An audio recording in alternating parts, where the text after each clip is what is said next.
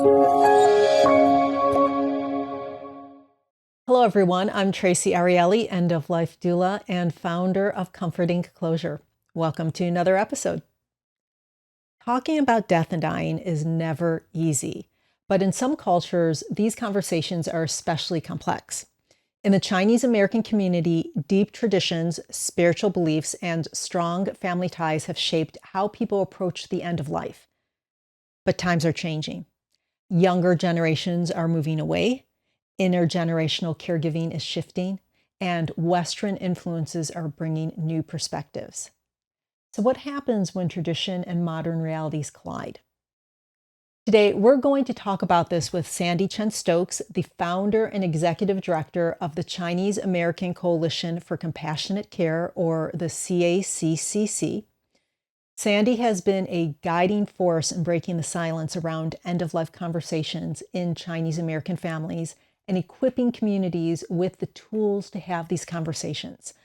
Whether you're part of a Chinese American family, a caregiver, or simply someone who wants to understand how different cultures approach death, I think you'll enjoy this conversation. So grab a warm drink, get comfortable, and join us for the conversation. Sandy, thank you so much for being with us today. Thank you so much, Traci, for your very kind introduction. And thank you for inviting me to the Comforting Closure program. Thank you. What inspired you to start the Chinese American Coalition for Compassionate Care? Let's start there. I'm a nurse, so I saw quite a few cases through my career.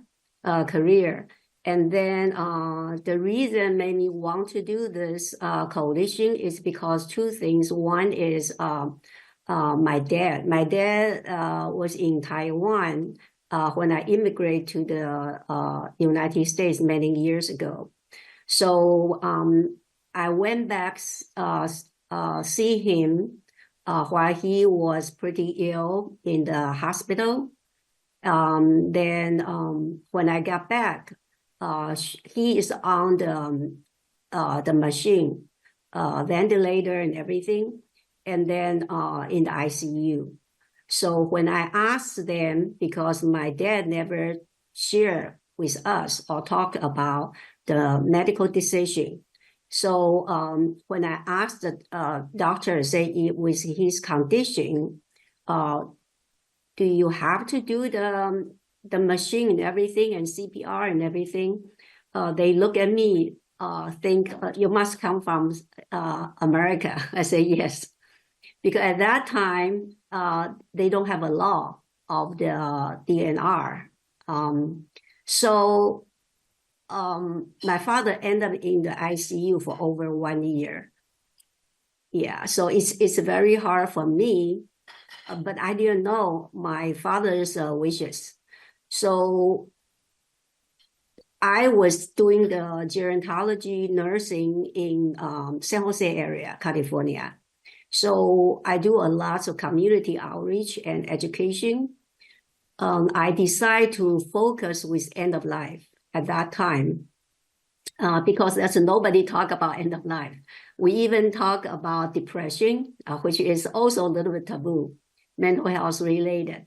So I decided to do the end of life talk. And surprisingly, the senior seems very interested with the conversation because always full house. But probably nobody asked many questions. They just want to hear more. So I think that's the way we open the door to the senior Chinese community. That was 20 years ago. So I'm glad we did that because we can see the differences now. And in today's world, has it changed in Taiwan and China with Yes. the DNR? Yes. I think the DNR also like Advanced Healthcare Directive in California. Over there, they have it starting 2000. My father was passed away 1999. So a year or two after they have the law. So now they do have it, very, very good, very advanced. They even have the people to sign. Then it will go to the code and go to throughout the whole island, whole country. And no matter where you go, you will find that in your in the computer. It's on the record. But at that time, I was thinking, I say, unfortunately, Taiwan doesn't have the law yet. In California, we have it. In whole state, we have it, whole country. But most senior doesn't know what is CPR, DNR, ACP, all the form. So I think that part, I think I can contribute as a nurse, because most time the Chinese senior, they will listen to the nurse community outreach. This is new to them. So we use the right method. Don't cause a threat or fear or anxiety. It will work out. So this kind of community education is CACCC's main goal. We just want to share people the right information, enough information, and then individual will make their own decision. I think that's what we want to see.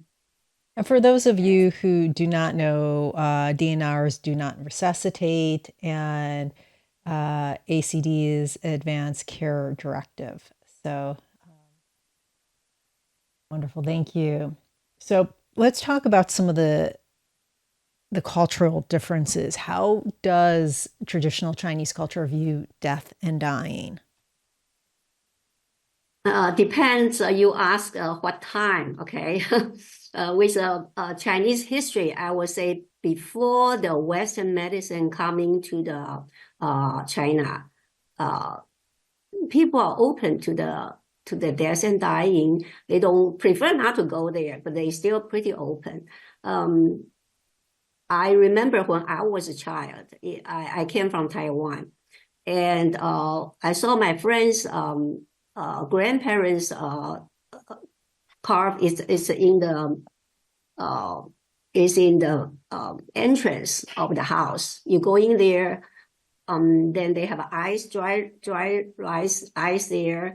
The body will stay there for days sometimes. And we just play around the house and everything. It's okay with us. I don't have any fear, and my classmates don't have any. So then eventually we go to the hospital. Everybody died in the hospital. That caused a lot of fear, I think. So because of that, children are allowed to go into the ICU for sure, even in the United States. And people are separate. We only be able to visit the loved one for like 30 minutes, very short period of time. It's become very unnatural. You doing the doula, you're the expert in that. So we know how good if I can die at home. But people don't have that concept. A lot of them, they don't have a concept that people have to die in the hospital, because you're going to take care of my grandma, for instance, because I don't know how to do it, right? So after I came to States, Taiwan started the end-of-life movement. Start with one of the nurse. She was complete her education and went back to Taiwan and started the hospice program and became very successful. Only in a matter of 20 years, now Taiwan is ranking number 3 last year, the best end-of-life care in the country among 80 different countries around the world. So I really think it's not because Chinese are afraid to talk about death or dying. It's because we don't have enough education. When we started our CACCC, Chinese American Coalition for Compassionate Care, we don't have hardly any of the Chinese material, education material related to death and dying. So I think that's the best start. We start do the translation, interpretation, and we learning and growing together with the team, because we use the coalition model. So we are not just study and learning and caring among the Chinese community. We invite everybody like you have a medical background, and then all different major, different specialty, all come together. We learn from them. They teach us, we teach them too. Most things we teach is the cultural, linguistic, different way or religious, spiritual, different way to look at death and dying. The only purpose we want to do is we want to help the health providers to better understand why patient react that way, why family member was so upset. With all good deed we try to do. So once they have that communication, they become a team. Not is you are the health provider. You don't want my mom to stay in the ICU, because I'm Chinese. Something like those miscommunication. So CACCC look us as a bridge. We kind of bridge health provider with the patient, with the family members. Oh. And among the patient and the family member, they also sometimes have some family dynamic need to work on. Now, we're going to get to the family dynamics. Two things. One, I just wanted to call out that as an end-of-life doula, end-of-life doulas are non-medical, so I just wanted to make sure that that was called out. But you mentioned before that, there might be some difficulty understanding why a family might be upset. There are certain beliefs. What are some of the spiritual beliefs or some of the rituals, the death care rituals that we need to understand here in America to be able to support our Chinese communities here? Okay. Number one, I always tell my non-Chinese speaking the colleague is, don't worry if you don't speak Chinese. It's okay. Because they can relate with you just by your I see your intention. People know you try to help. Even you don't speak Chinese, that's fine. But I normally say, and that work is the best way to do it at the very beginning. We need to build this relationship. Once you call them and they open the door, the first thing you will ask them is, do you want me to take off my shoes? For me, I do the same thing because I used to live in an apartment. I have a big sign there. Please be Chinese for a day. Take off your shoes. Because I have 2 daughters, very young. So I rather than have the shoes off. And then normally you can bring the shoe covers. And then if they say yes, you put it there, immediately people will be treat you as one of their friends. I think that's the best way to let people know you care, you're concerned about their needs.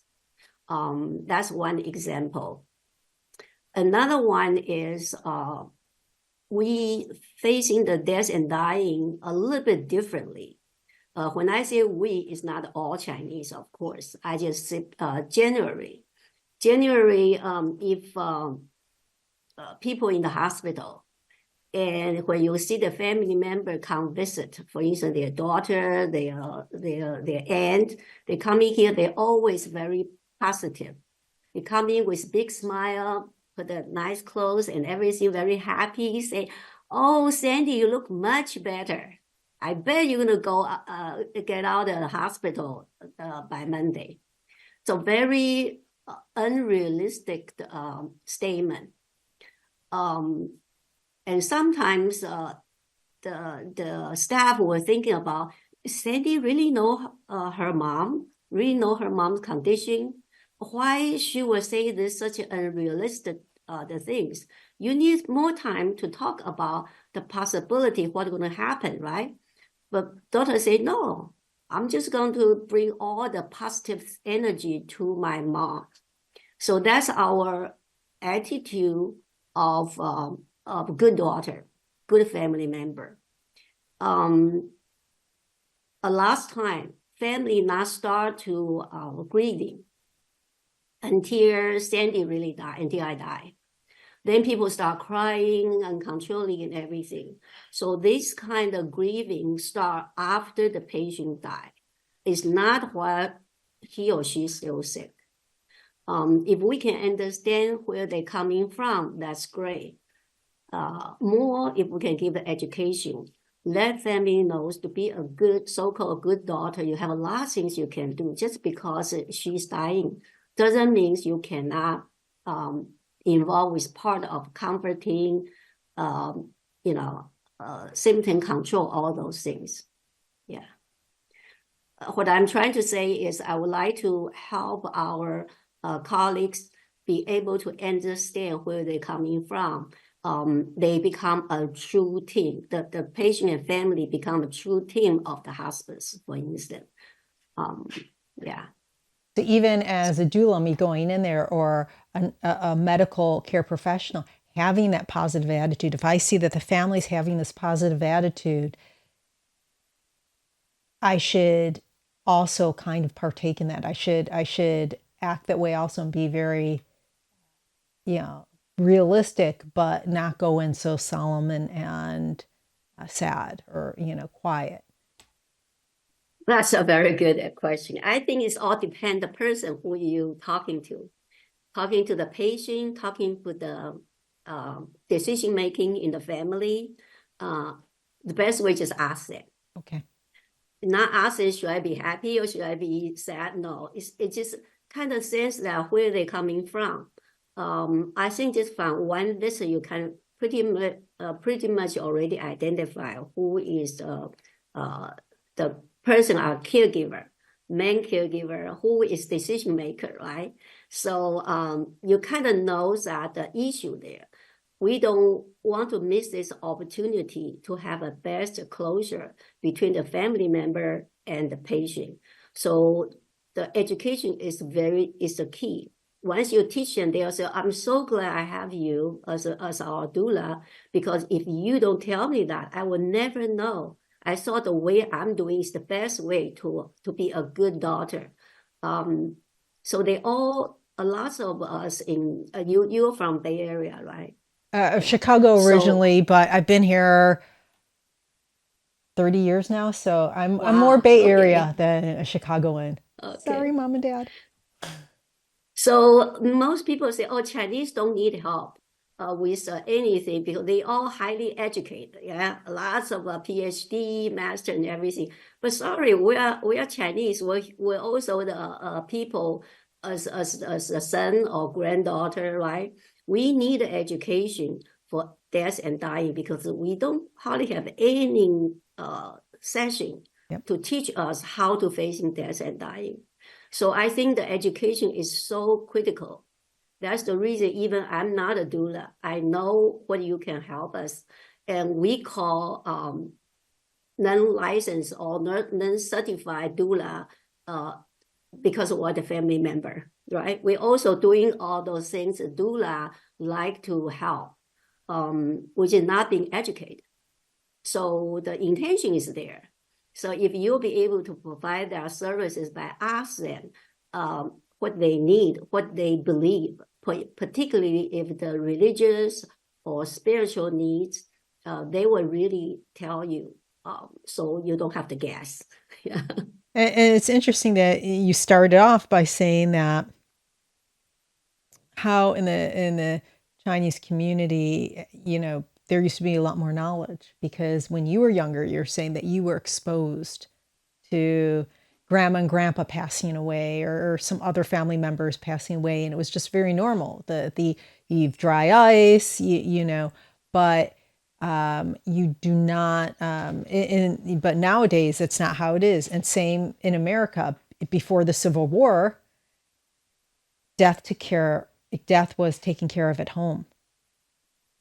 So exactly. People were exposed to it. People lived on farms where they saw death every day, livestock and etc. So, and now we are so sheltered that we've forgotten that. And I've mentioned this before on the podcast that, what we see now is what we see in the movies, where death looks really pretty and death looks really calm. And you have a person saying some last wise words and then just going to sleep, basically. And that's really not how it is. So it's interesting that the Chinese culture, of course, is following suit. Um, Barriers. What are some of the common barriers that Chinese American families face when discussing or planning for the end of life care? I think is most challenge one. It will be missing conversation, missing communication. When the patient not be able or not wanting to share their thought with their loved one or with the health providers, and vice versa, because the family member don't know how to start a conversation. So they keep missing each other until it's a little bit too late. Then another worst thing is because nobody knows what use me as a patient, nobody knows Sandy's thought. So my two daughters, my guessing what mom want, what mom don't want. They all use their way to love me. Of course, if it's a 2, 3, 4, 5 children or family member, they're gonna have a different idea. What is best for Sandy? Because I never share. So I saw quite a few cases after Sandy died for 5 years, even 10 years, they still don't talk to each other. Mm-hmm. Because they are very upset. My sister made that decision. I think she just doesn't love my mom. Okay. And then I think that's the saddest thing, not to the family member, also to the patient, because I will never want my daughters don't talk to each other, have a feeling there, only because they both love me, but with their own way. And that's the main focus for CACCC. When we started CACCC, we decide to prepare all the material we can find is a benefit us and start doing the education, the training to avoid, to minimize this unfortunate suffering. Because facing a family die or myself dying is bad enough, but we cannot avoid it, right? We're all gonna die. But those unnecessary suffering, like this family dynamic, is the one we think CACCC can really help with. So that's the reason we work with our partners, for them to teach us the best skill, best tips we can learn from you, and we can learn from each other. Because I will share with my part that you're probably not aware of. I really think that this world, you cannot just doing some project or issue, facing the issue all by yourself as one agency, unless you are very big and do everything, right? But people like us, you need a team. So I really think the coalition model really help us. Everybody contribute what you know. Like a doula, I don't know doula. If I get from you coming to my program, then I say, oh, this is doula. I want to be one of the doula as well. Then that's how we learn together. Meantime, I'll share what I know with you and who is the beneficial with the patient and the family member, and also release a lot of stress from everybody. All the colleagues there, they will have lots of stress relief because, oh, I know how to take care of Sandy and her family member. That open communication is so important. I remember, I think in America, we're getting better with talking about things. What do we do with our things?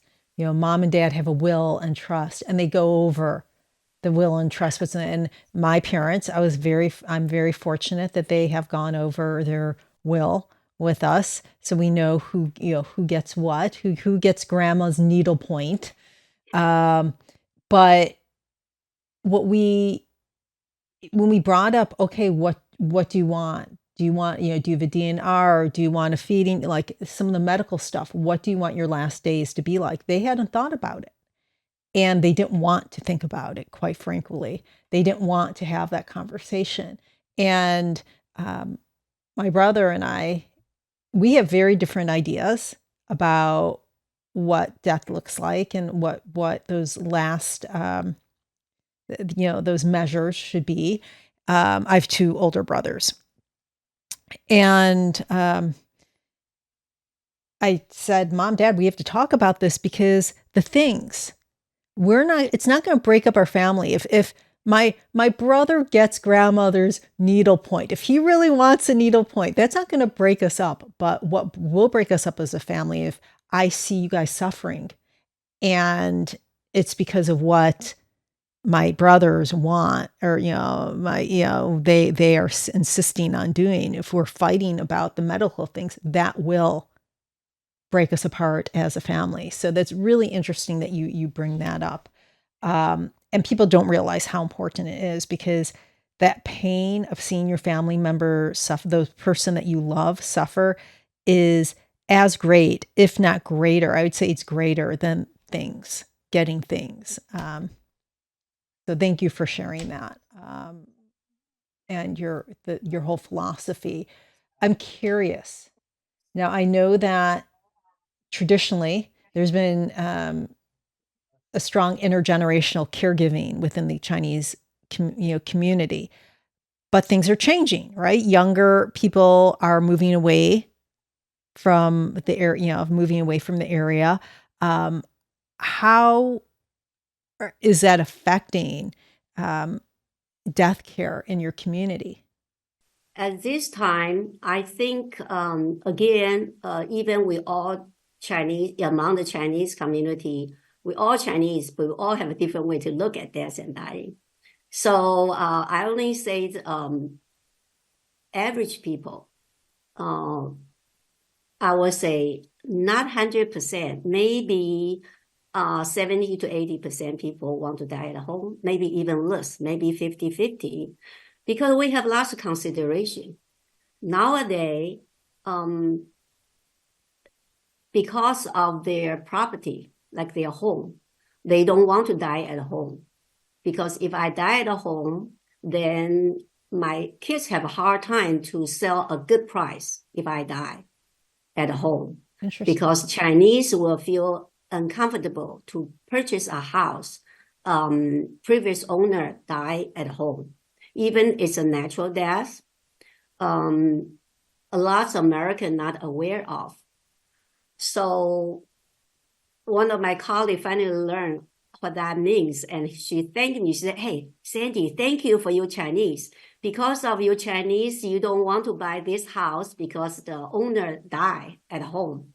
And I was able to get it with a very good price, and then I would be able to get this wonderful house." She invited me to her house, which is the truth. It just happened a few years ago. So because the patient really love their family, they rather to die in the hospital, but not at home. So that's one of the considerations. So we have to have those kind of open communication. And that's just one of it sounds funny, but it's not. It's very serious. I would say best way is for patient or senior to start a conversation and start to thinking about their wishes, their medical decision. And once the senior, for me, Sandy already write the AHCD, I play the Heart Cafe, and I talk to my family member. This is what I want. So if you are my agent, you don't need to worry. The neighbor who is Chinese will say, "Nancy, you're a bad daughter because you let your mom go. You gave up on your mom." You never worry, because I have a piece of paper here saying, "That's my wishes. Please respect my wishes." Nobody need to make a decision. You just do what I say as my agent. So my kids will be very relieved, right? And most important is me, because I know they're going to have my wishes become true. So I think that's the reason we want to do the education way before the person who went into the ER, went into the ICU. It's while we are still healthy. We think about, we talk about, we write it down, and we give it to the either aging or the clinic, or hospital, so they have the record. How are younger generations with discussing death? Do you see that younger generations now are more willing to have these end of life planning conversations than the older generation? Totally. Like my case is so open, and I'm considered is the more open older generation. But people are changes because people repeated here our education program, our interview like this. People say, oh, because we believe that, if Sandy keep talking about death and dying, she's going to have unfortunate things happen. She's going to die sooner, right? Yep. And then people look at me, Sandy's still around. She's been talking about for over 20 years. So break down those kind of taboo to not wanting to hear or talk. Then people will start looking and say, oh, wow, such wonderful things when my kids knowing what I want, and I will be able to say what I need, and they will fulfill my needs before I'm not be able to say anything, before it's too late. So I really think younger generation, they can be frustrated because there's a 3 generation we talk about. Generation like me, okay, I'm an older generation. The middle, my kids is 2nd generation. Then my grandkids is 3rd generation. The 3rd generation is very open, but they frustrate. They say, I never know what my grandma want or don't want. They never talk about that, right? And the 2nd generation is a suffering one because she really want to know what my mom need. How about where to bury? She never told me about that. She want to be cremated or what? How about like what the class was showing about the different choices? Does she really want to have a CPR? Do everything she can? Or she want to let go, let me die peacefully, let the nature take the course. I don't know. But once they start to ask mom, the mom will be very upset. My kids want to abandon me. I'm still healthy. Why you want me to talk to about this? They're very angry. It doesn't happen with 1 or 2 families. It happens a lot of our Chinese families. Really? Wow, those are some family dynamics.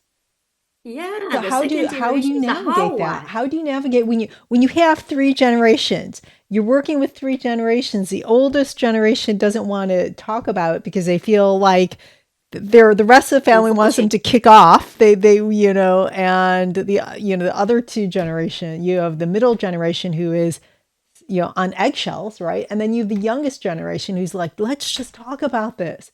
How do you navigate that? How do you? There's one movie, I have to say, that called Welfare.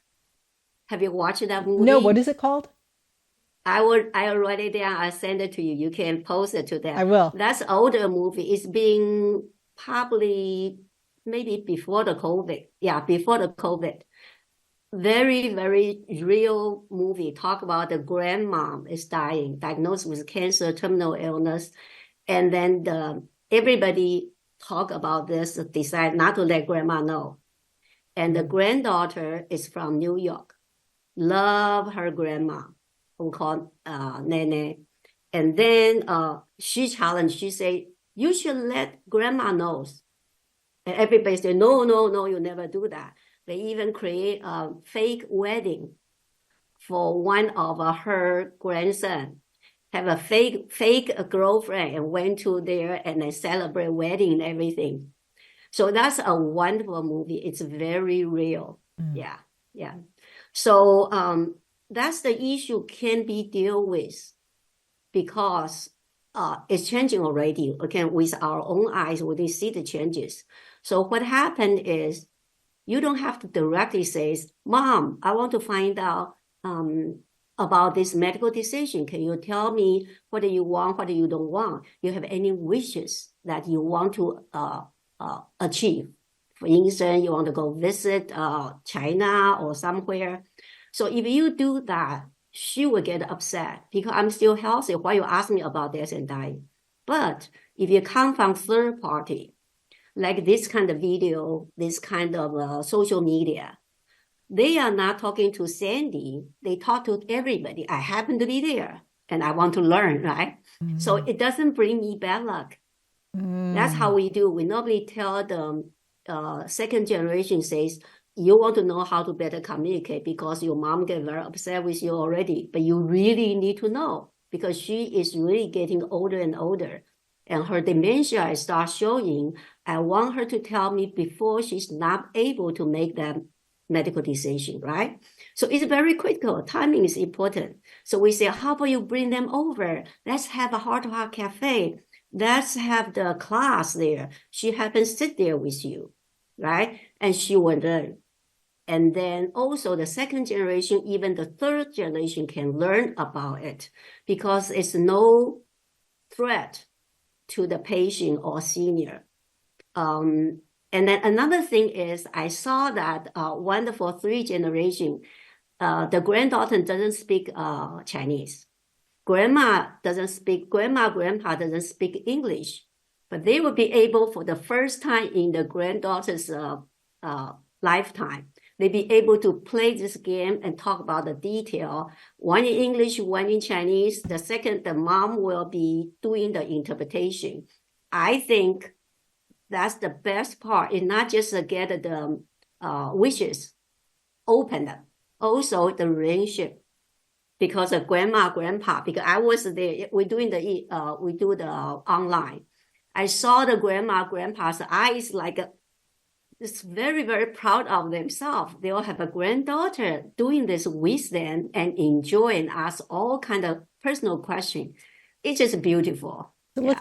let's talk about that. So you have the Heart to Heart Cafe, which is like a death cafe, and you have Heart to Heart cards, which I have couple right Yeah, here. So that's how I found you. I found these cards. So I appreciate it. Thank you. Let's talk about these because they're fantastic cards. And I know that you took these from the Coda Alliance Go Wish cards. So I have the Coda Alliance Go Wish cards also, but they're different than these playing cards. These are actually, so I am curious. And I'm curious, why did you decide in making them actual playing, like these are playing cards, ace of spades, like you can play poker with these if you wanted to. So what made you, let's talk about those and talk about your Heart to Heart Cafe.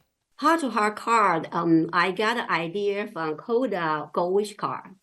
Dr. Mencken, who retired from Kaiser, Santa Clara, she asked me to do a translation for her, which I did, but then realized that we need to put something more for willing to people look this content. So I said, okay, all Chinese love playing game, any kind of game, poker particularly.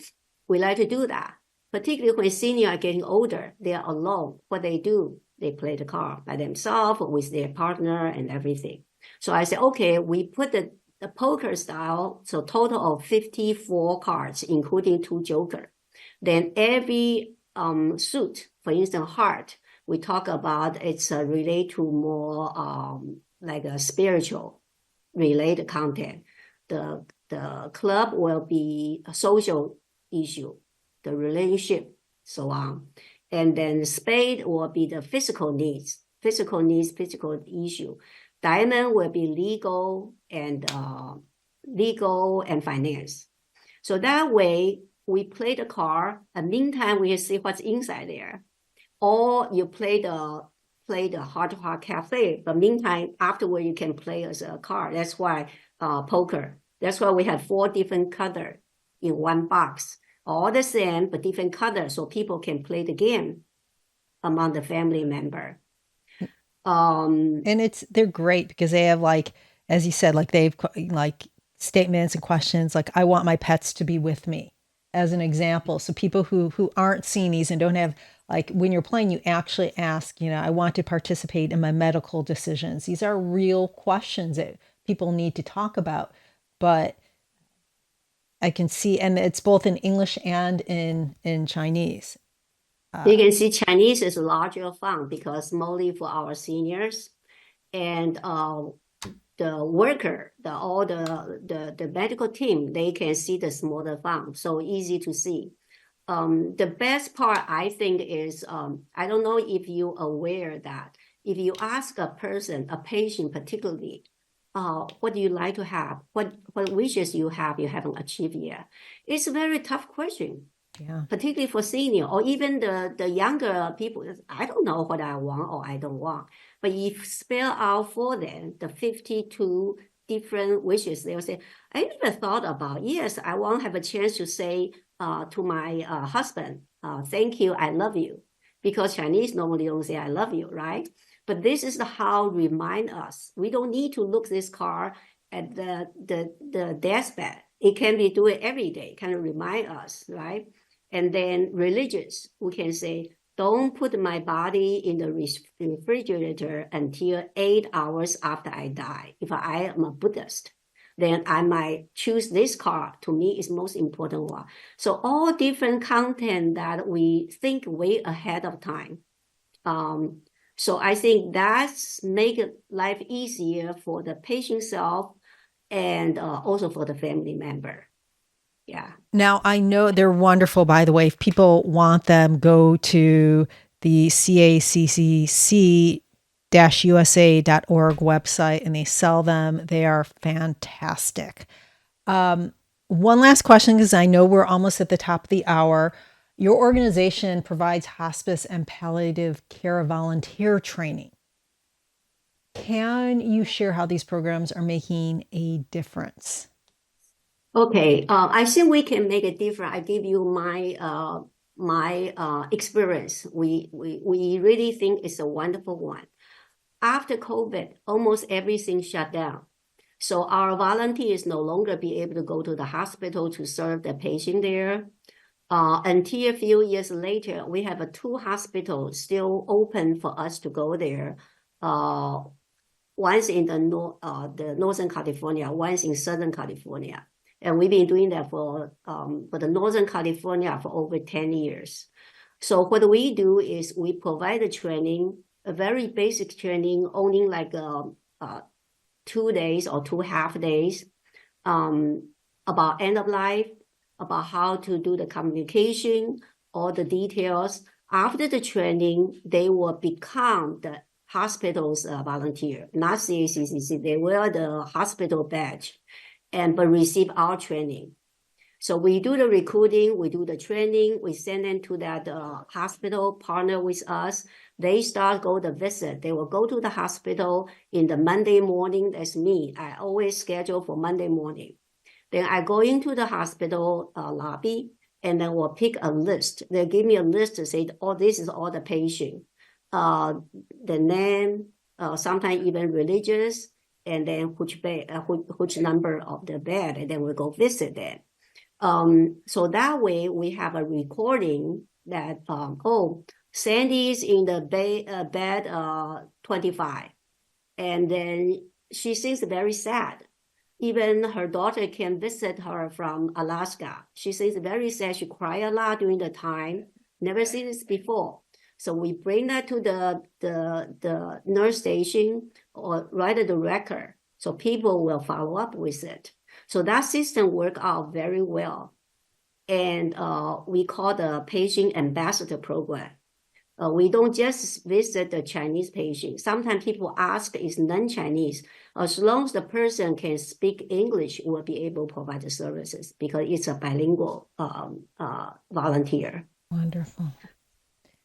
Well, Sandy, thank you so much for sharing your experiences and your incredible work. I really appreciate it. Before we go, how can listeners learn more about the CACCC and get involved? Yeah, we need a volunteer badly, particularly after the COVID. And then we have so many wonderful programs.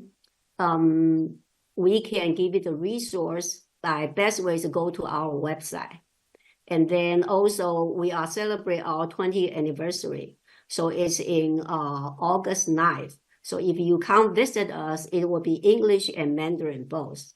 So you will see the AI specialty. He is wonderful. Jonathan Chen from Stanford.